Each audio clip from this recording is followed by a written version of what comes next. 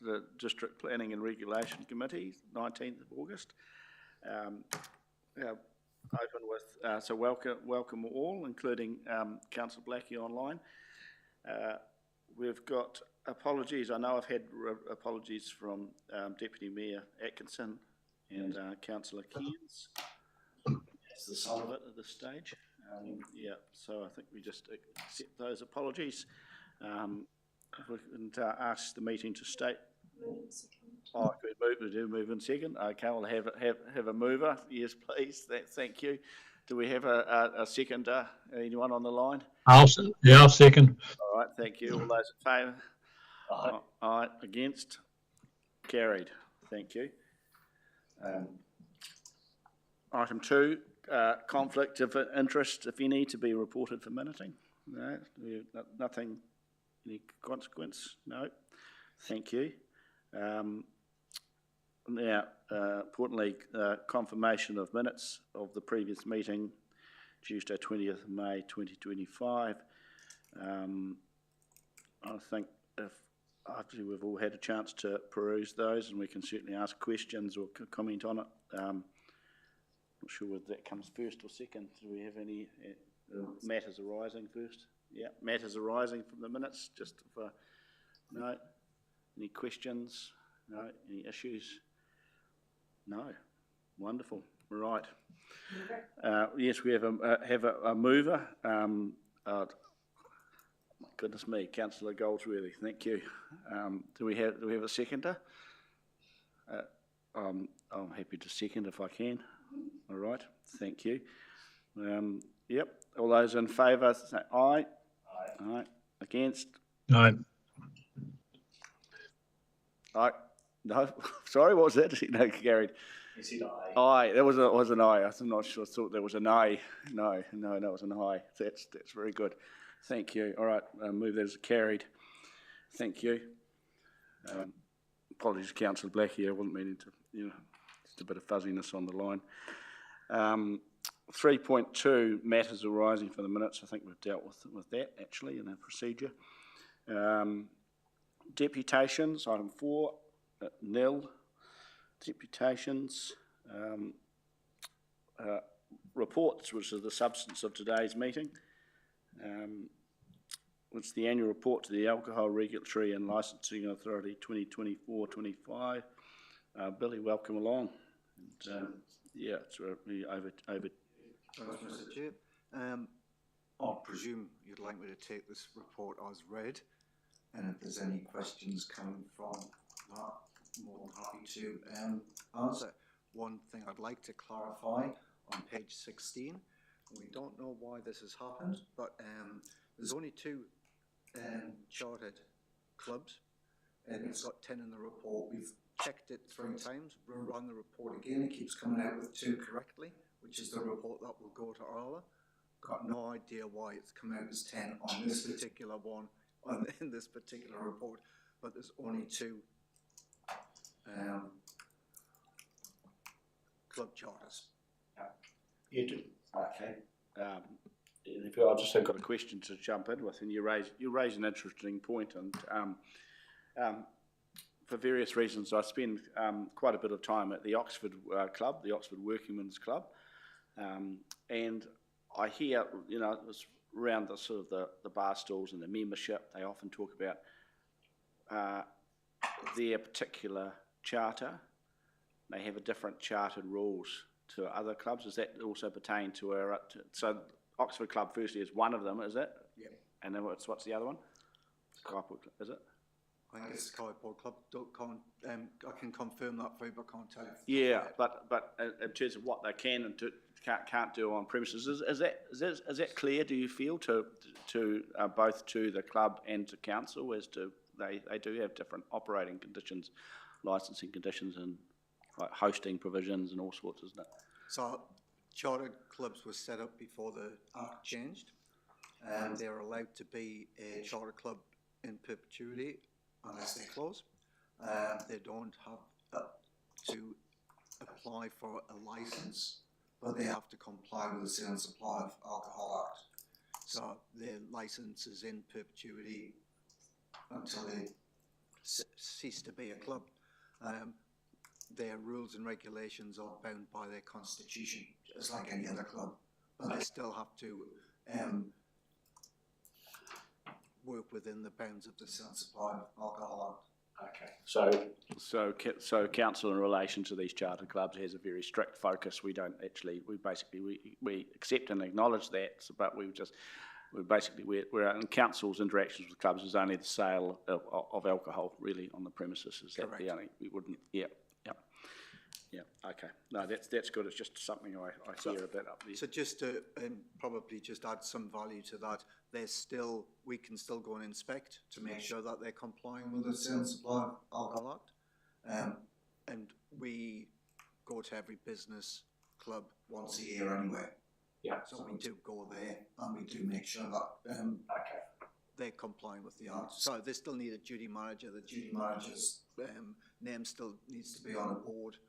All of those sort of things. So, and it also means that they can hold like family events, community events, basically the full gamut there that some other licensed alcohol premises would not be able to. Without a special license. Yeah, okay.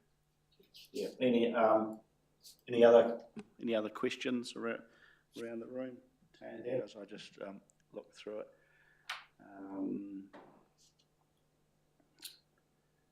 Yes. Yes, it's a separate one. It doesn't. Sorry, Billy. It doesn't pertain to your report, but perhaps it's an opportunity as we close the triennium. Have we got the arrangements in place for our councillors and others who will sit on the panels, to make determinations for alcohol? Is that all tidied up now? We've got the. So yes, all panel members, all district licensing committee members are also classed as commissioners. They've been installed as commissioners by the chief executive from the 3rd of September 2023, I think that was, and that's to make sure that when these elections come up, we don't have an impasse of not having a DLC. A report will go to council in due course after the election regarding membership of the DLC going forward for the next period.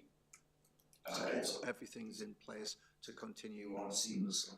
To continue as we are. So what's the purpose of the report after the elections? Because we won't, is there potential to an incoming council could have discretion to appoint other members or new members in addition? So we want new members anyway, which was also being sorted out previously, and also for the council to decide on who those members may be and whether they want to continue with the incumbent DLC members at this point in time. Okay, that's excellent. Thank you. Well, on that basis, in the absence of any other questions or issues, as I look across the room, do we have anyone to move the recommendations? A to E. Happy to move, Mr. Chair. Councillor Goldsworth, thank. I'm happy to second, Mr. Chair. And importantly, I better ask the mover whether they would like to speak to that motion. Yes, thank you, Mr. Chair. In our conversations over the years, I appreciate that it's not always a fun role that the team plays in the DLC, but it's a very important role for the administration of our district, and I suppose doing our best to control sometimes tricky situations. So thank the staff for their work on this. And go well. Thank you. Thank you. Seconded, Councillor Blackie, ensconced in the Silver Stream. Nothing to add. Thank you. Jason said it nicely. All right. Well, thank you for that. Good discussion, and I'll put that motion. All those in favour say aye, as stated. Aye. Aye. Against? Carried. Thank you very much. Now, just moving on there rapidly on the agenda paper, correspondence nil. Correspondence. I think we'll just, Councillor Goldsworth, you might be better prepared than I am, so once again I'm going to throw you here. Thank you, Mr. Chair. I wouldn't say necessarily too better prepared. Some managers have taken a wee bit of leave, so I'm just catching up on a few things, and I haven't had my civil defence catch up until later this afternoon. But I do just want to acknowledge that a fair bit of work has been done in the background, and we will be welcoming Elena to the civil defence team moving forward. She hasn't started with us yet, but I'll be meeting her on her return with Simon when he's back as well. And in terms of dog registrations, it's that time of year again. The staff are taking a similar approach to last year, which is to send out a lot of kind reminders and then infringe on the 1st of October. That yielded quite a good uptake previously, and it's just a quick way that we can get compliance. I believe that it could potentially still be waived if it's quickly done, or is it effective immediately on the 1st of October? It might depend on how quickly, but generally, you know, we try and look at. As reasonable as possible. Yes. Yeah. So that's by no means after a month of not paying it, it will be waived. But if the infringement is a quick reminder, I'm sure that the staff will be happy to accommodate where they can. And we received our first private BCA PIM request through to the council. So the beginning of the new framework which the government is trying to establish. So I think I got BCA. What's a PIM request? What is that? PIM request, I believe, and I could be wrong, it stands for Property Information Memorandum. Oh, BCA. Close project. Project, there we go. That's building consent authority property. Yeah. So that's the consent authority thing, is it? Yes, yeah. So that's a wee bit exciting. The staff have been working many hours trying to work out how this is all going to work, because it's almost removing some of the efficiencies which can operate within the council as it currently stands, and it will just allow a wee bit of a ping-pong game between building providers and council moving forward. And unfortunately, it sounds like the biggest change in building since 2004 possibly wasn't as big as it could have been. But other than that, that's my portfolio update, Mr. Chair. Thank you. Just around the room for those of us here, any questions? I have none. Councillor Blackie? No, all good. Good. All right. Well, yeah. Thank you, Jason. Similarly, I'm a little bit on the hoof today. I can note that probably one of the big areas in my portfolio area coming up is the coming to the end of the appeals period for district plan determinations. We know that there's some fast track activity going on, either sort of preliminary lodgements, which is not the same as being accepted for a fast track assessment, but you know, that people were basically sort of sitting there with the park lights on, and they may go no further or not. We've got reforms generally, in particular the submission last week on going for housing growth and the amended resource consent management. Brackets, consenting and other systems changes, close brackets, amendment bill. I think one of the discussions I had is just note there that there is as council, we've got a briefing scheduled for next week. I think I can say that in public forum on appeals and fast track. Note that's a briefing. One of the considerations I've got, and I'll just sort of touch on it lightly here, is particularly with regards to some key resource consent decisions that we have in our area, particularly landfill quarry application, that we've vested a lot of time and effort and a small number of members who have built up a lot of expertise in this area. And obviously stands to reason that we've got an election process and that will be what it is.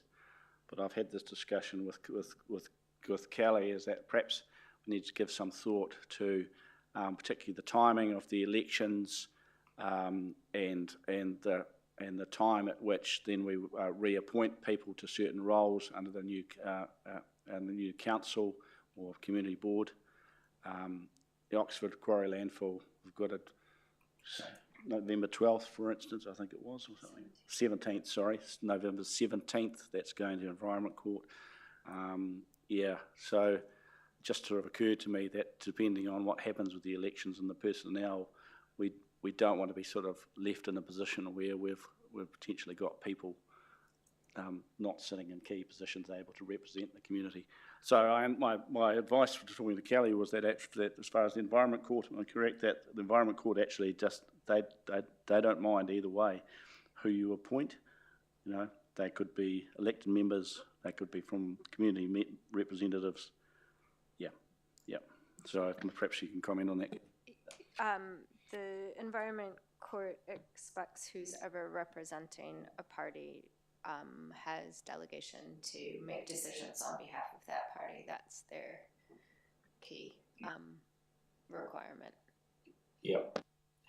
Yeah. So it's not for me to make obviously staff recommendations, but I'm very conscious that there's quite a time lag between the period between now to when we come back as a reconstituted councils and community boards, and that time is very, very close to to when Oxford Ahoka Community Board is going to have to represent itself in the Environment Court. So yeah, just something to bear in mind, that it might pertain to other ward areas and other aspects of council as well. That's really about it. I look forward to next week and to hearing that briefing on appeals and fast track, getting that overview. I think I've probably offered as many thanks as I can to staff over the district plan process. This is by no means finished yet, I imagine, even considering the outcome of appeals.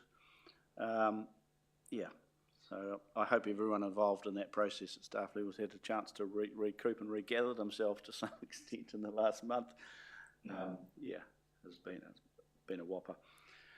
So leave it at that.